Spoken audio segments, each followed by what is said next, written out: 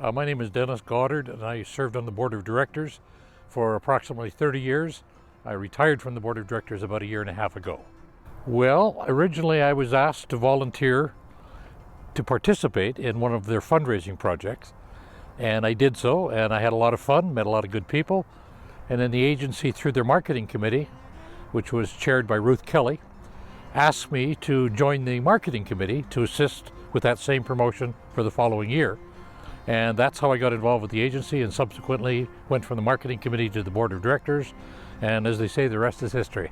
Let me start by saying I think people become a member of Children's Circle, or choose to become a member, for a variety of reasons. But I suspect that most of the people that have had some sort of relationship with the agency and the programs that the agencies, all three, are now offering in our community and have for decades now, have seen the benefit of the organization and see what it does for families and children in our community.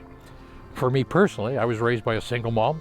I understand the challenges, probably more so now than I ever did.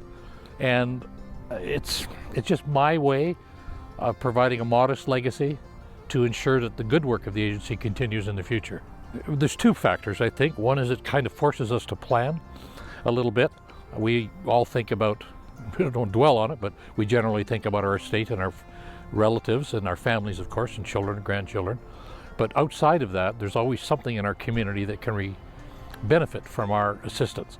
So every one of us can make their own donation, contribution, as large or as small as they wish, but it ensures that, like I said earlier, the legacy of the agency continues. I think it's really a personal commitment that this is something I want to do. I'm not sure if there's a magic date that would indicate or trigger that. It would really depend on the individual, but I think as you're getting toward into your 50s perhaps, or even earlier, it's something to think about. Also, many of the people that have benefited from the work of the agency are probably in their 30s, 40s, and 50s, and it might be a good time for them to start thinking about a way of perhaps paying back and continuing the legacy.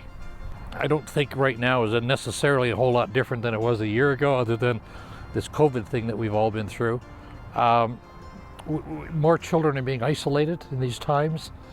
Parents are still struggling to survive financially and do the best they can for their families. The support that Boys and Girls Club in particular give to those families, after school programs and weekend group activities, are incredibly meaningful to parents today. So I think that there's such an advantage to being part of this agency and the work that it does. It's very gratifying, very gratifying.